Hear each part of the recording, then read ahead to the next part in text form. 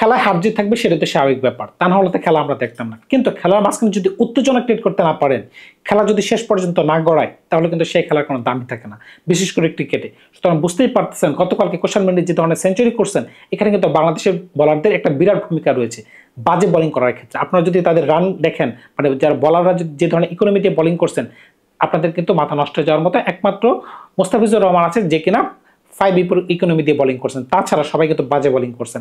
এখন কুশাল মেন্ডিস যখন ব্যাটিং করতে আসলেন, তখন কিন্তু তিনি প্রেসারের মাঝখানে ছিলেন। কিভাবে?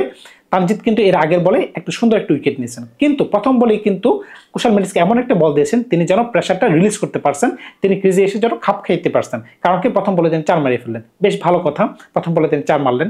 কিন্তু এরপরে একটু পরেই কিন্তু তিনি 2-3টা বল পরেই কিন্তু তিনি তাকে আরেকটা হাফ ট্র্যাকের একটা বল দিলেন, তিনি যেন বলটাকে একটা আরামসে লেগ সাইডে মেরে দিলেন।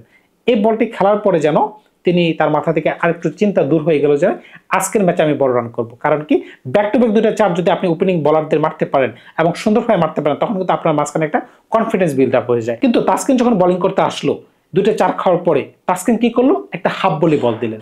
হাফ বলি বল দেওয়ার পরে কুশাল মেন্ডিসের মতো প্লেয়ার তো আর বসে থাকবেন না, তিনি কি করলেন, তিনি এই বলটাকে সুন্দর করে মাথার উপর দিয়ে মেরে দিলেন, সুন্দর একটি দৃশ্যনন্দন 4 হয়ে গেল। প্রেসার কিন্তু আরো ধীরে ধীরে রিলিজ হয়ে যাচ্ছে, এতে করে কিন্তু শ্রীলঙ্কা আরো বেশি শক্তিশালী হয়ে যাচ্ছে। একদিকে তাসকিনকে একটা সুন্দর 4 মারার পরে তানজিদ যখন আবার ফিরে আসলেন, তিনি একটা ওয়াইড বল দিলেন। ওয়াইড বল বলতে সেই ওয়াইড না, ওয়াইড এবং হাফ বলে একটা বল দিলেন, তিনি সুন্দর করে একটা ড্রাইভ করে দিলেন, সুন্দর একটি দৃশ্যনন্দন 4 হয়ে গেল। সুতরাং বুঝতেই পারতেছেন, এই ধরনের বোলিং যদি কোনো টপ অর্ডার ব্যাটসম্যান পায়, তাহলে তো মনে করবেন যে তারা মিষ্টি খাচ্ছে। সুতরাং এই ধরনের বোলিং তো তাদেরকে করা যাবে না।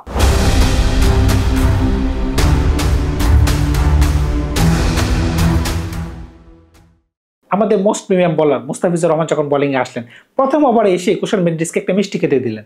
কেমন মিষ্টি খেতে দিলেন আপনারা যদি খেয়াল করেন, তার পায়ের সামনে একটা বল করে দিলেন, তিনি সুন্দর করে লং অনের উপর দিয়ে একটা ড্রাইভ করে দিলেন। 38 সার্কেলের ভিতরে ছিল প্লেয়ারগুলো, সুতরাং 38 সার্কেলের প্লেয়ারের উপর দিয়ে যদি বলটাকে কোনোভাবে পার করানো যায়, সুতরাং বুঝতেই পারতেছেন বল কিন্তু গড়িয়ে বাউন্ডারি সীমানায় চলে যাবে। ঠিক সেম কাজটাই করলেন, একটা সুযোগও কিন্তু কুশাল মেন্ডিস মিস করে নাই। তাসকিন যে এত নামি দামি বোলার, গতকালকে তিনি যে ধরনের বোলিং করছে, আমি একদম হতাশ। একের পর এক দিন 4 খাওয়ার পরেও কিন্তু তিনি কোনোভাবেই শুধরাচ্ছেন না। তিনি আবার কি করলেন, স্লট একটি বল দিলেন, ব্যাটের সামনে বল, দুর্দান্ত একটি শট, দুর্দান্ত একটি 4। সুতরাং বুঝতেই পারতেছেন তাসকিন যেন কালকে তুলোধুনো হয়ে গেছেন। গতকালকে বাংলাদেশের খেলা যদি আপনারা খেয়াল করে থাকেন, বাংলাদেশের প্লেয়ারদের মাঝখানে যারা প্রিমিয়াম বোলার, তাদের মাঝখানে তানজিম সবচেয়ে বাজে বোলিং করছেন। তিনি একটা 120 গতির বলে তিনি বাউন্স দিতে চাইতেছেন বা একটা হাফ ট্র্যাকার বোলিং করতেছেন। এই বল যদি কুশাল মেন্ডিসকে আপনি দেন, তাহলে কি করবে? তিনি কিন্তু একের পর এক 4 মেরেই যাচ্ছেন। সুতরাং বুঝতেই পারছেন কোনো বলারই কিন্তু তাকে সুন্দর বল দিতে পারেনি। এখন যদি পেস বল রেখে একটু স্পিন বল নিয়ে কথা বলা যায়, তখন কিন্তু আপনারা দেখতে পাবেন কি, তানভীর আমাদের প্রিমিয়াম বলার, তিনি তাকে কোন ধরনের বোলিং দিচ্ছেন। তিনি তাকে বোলিং দিচ্ছেন লেগ স্টেপের আদাত বাইরে বল। তিনি এই বলটাকে কি করবেন, সুন্দর করে লেগ স্টেপের বাইরে তিনি গাইড করে দিতেছেন, সুন্দর করে 4 মারতেছেন। পরের ওভার তানভীর আবার ফেরত আসলেন, তিনি এখন চিন্তা করতেছেন লেগ স্টেপের বাইরে তো তাকে বল দিয়েছিলাম, লেগ স্টেপের বাইরে তাকে বল দেওয়া যাবে না, তাকে অফ স্টেপের বাইরে বল দিতে হবে। কিন্তু তিনি অনেকটা সময় দিয়ে দিয়েছেন, অনেকটা উইট দিয়ে দিয়েছেন। এখন কুশাল মেন্ডিস যখন সেট হয়ে গেছেন, তখন এই বলটাকে তিনি কি করলেন, সুন্দর করে একটা কাটশট মেরে দিলেন। এই কাটশট একটি আবার সুন্দর গ্যাপের মাঝখানে পড়ে গেল, দুর্দান্ত 4 হয়ে গেল। সুতরাং বুঝতেই পারতেছেন তানভীর কিন্তু কালকে আনএফেক্টিভ ছিল।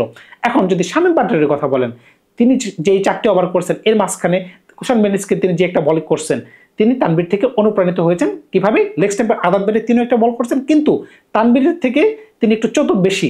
কারণ কি, তিনি আবার থার্ডম্যানকে 38 সার্কেলের মাঝখানে রেখেছেন, যাতে তিনি যদি এই শটটা খেলেন যাতে ক্যাচ রাখতে পারে। কিন্তু কুশাল মেন্ডিস যে আরো বেশি চতুর, সেটা তিনি কালকে বুঝতে পারছেন। কারণ কি, কুশাল মেন্ডিস সুন্দর একটা সুইপ শট খেলে ফেললেন। সুইপ শট খেলাতে থার্ডম্যানের কোনো প্রসঙ্গে আসলো না, সুন্দর একটা 4 হয়ে গেল। মেহেদী হাসান মিরাজ বাংলাদেশের ক্যাপ্টেন, তিনি এমন একটা স্লট বল করলেন, এতগুলা 4 খাওয়ার পরে যখন দেখলেন সত্যি এমনভাবে 4-6 খাচ্ছে, তিনি স্লট বল করলেন, সুন্দর একটা 4 মারলেন। বুঝতেই পারতেছেন কোনো বলারই তাকে কালকে ঘামাইতেই পারে নাই বা চিন্তাই করতে পারে নাই কুশাল মেন্ডিস যে তার বিরুদ্ধে বল খেলতে গেলে আমাকে একটু চিন্তা করে খেলতে হবে। কারণ কি, তাকে হিটমি বল দেওয়া হচ্ছে। যখন দ্বিতীয় স্পেলে তাসকিন ফেরত আসলেন বা তানজিদ ফেরত আসলেন, তারা যে কি করতে চাইলো আমি কিছুই বুঝলাম না ভাই। 120 গতিতে আপনি বল করতেছেন, কোথায় বল করতেছেন, এমন জায়গায় আপনি বলটা ফালাইতেছেন, অন্য কোনো পিচে হলে সম্ভবত এটা কিপারের উপর দিয়ে বল চলে যাওয়ার কথা, কিন্তু এই মাঠে তার কোমর পর্যন্ত বল আসতেছে আর তিনি সুন্দর করে লেগে পুল শট মারতেছেন। তানজিদও সেম অবস্থা, তাসকিনও সেম অবস্থা। এই ধরনের বল যদি একের পর একটা করেন, একটা বল করার পরে তো আপনার অনুধাবন হয়ে যাওয়ার কথা যে এই পিচে আপনি ওই ধরনের আপনি পেস বাউন্স পাচ্ছেন না।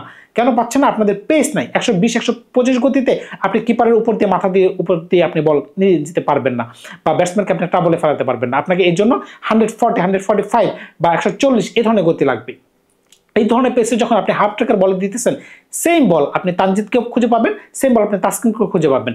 সেম ট্রিটমেন্ট কিন্তু তাসকিনকেও দিছে, সেম ট্রিটমেন্ট আপনাকে তানজিদকেও দিছে। সুতরাং বুঝতেই পারতেছেন বলারে যদি এই ধরনের বোলিং করে তখন কিন্তু কুশাল মেন্ডিসের মতো ব্যাটসম্যানের সেঞ্চুরি করাটা অনেক বেশি সহজ হয়ে যাচ্ছে। এখন গতকালকে যে ধরনের বোলিং আমরা দেখলাম, এই ধরনের বোলিং যদি আমরা করতে থাকি তাহলে আমাদের মনে হচ্ছে আমাদের ক্রিকেট থেকে খুব দূরেই, মানে খুব সামনেই আমাদেরকে ক্রিকেট থেকে বিতাড়িত হয়ে যাবে। কারণ কি আমাদের সাথে কোনো ভালো দল খেলবে না। কারণ কি শ্রীলঙ্কার মতো টিম যদি আমাদের এভাবে হারাই দেয়, ডেকে যদি এভাবে হারাই দেয়, কয়েকদিন পর পাকিস্তান আসতেছে, পাকিস্তান জানি কোন ধরনের কীর্তি করে আমাদের জানার বাইরে ভাই। এখন আমাদের কিসের অভাব?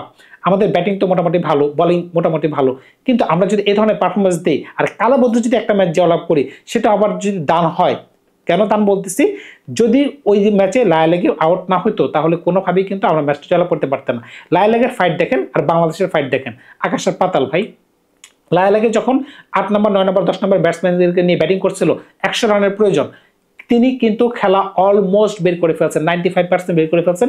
তিনি যদি আর বেশি না 5টা বল খেলতে পারতেন তাহলে কিন্তু খেলা বের হয়ে যায়। সুতরাং বুঝতেই পারতেছেন আমরা কোন জায়গায় ফাইট করি, কিন্তু আমাদের শামীম পাটোয়ারি কোন ধরনের ফাইট করে, আমাদের জাকির আলী কোন ধরনের ফাইট করে, আর তাদের লায়ালেগে কোন ধরনের ফাইট করে, শুধুমাত্র খেলা দেখলে বোঝা যাচ্ছে। সুতরাং বুঝতেই পারতেছেন আমরা যে কোন ধরনের বাজে বোলিং করছি, এই ভিডিওটির মাধ্যমে অন্তত আপনারা এটি ক্লিয়ার হয়ে যাবেন যে বাজে বোলিংয়ের কারণে কিন্তু আমরা ম্যাচ থেকে ছিটকে পড়ে গেছি।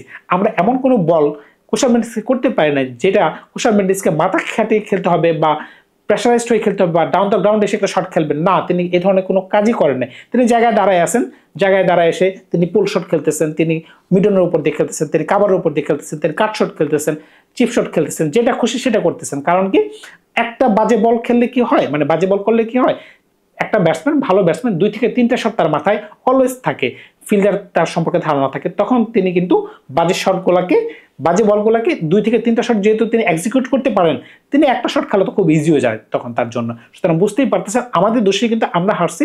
এখন যদি শ্রীলঙ্কাকে বলেন যে না শ্রীলঙ্কা খুব ভালো খেলছে, হ্যাঁ নিঃসন্দেহে শ্রীলঙ্কা ভালো খেলছে বলিং ডিপার্টমেন্টে। আর যদি ব্যাটিং ডিপার্টমেন্টের কথা বলেন, ব্যাটিং ডিপার্টমেন্টে আমরা তাদেরকে ভালো খেলাইছি। কারণ কি আমরা যে ধরনের বোলিং তাদেরকে দিছি তারা তো ভালো না খেলে উপায় নেই। যেখানে 3 উইকেট আমরা তাদেরকে ফেলে দিছি 100 রানের মাঝখানে, পরবর্তী 19 ওভারে আমরা কিভাবে তাদেরকে 130 রান করতে দেই সেটা তো বোধগম্য না। যেখানে ওই সময়টা আমাদের জন্য সবচেয়ে স্ট্রং, কারণ ওই সময় বোলিং করবে তানভীর, ওই সময় বোলিং করবে মিরাজ, ওই সময় বোলিং করবে শামীম, আমরা তাদেরকে ট্যাকেল দিয়ে রাখবো। কিন্তু কি হলো, আমরা লেগ স্ট্যাম্পের বাইরে বল দিতেছি, অফ স্ট্যাম্পের বাইরে বল দিতেছি, তারা 4-6 মারতেছে অনবরত। সুতরাং বুঝতেই পারতেছেন এই সকল কারণে কিন্তু আমরা খেলা থেকে ছিটকে পড়ে গেছি। ধন্যবাদ সবাইকে, ভালো থাকবেন আপনারা। খুব শীঘ্রই আপনাদের সাথে নতুন কোনো ভিডিও নিয়ে, নতুন কোনো গল্প নিয়ে হাজির হব। ভালো থাকবেন আপনারা।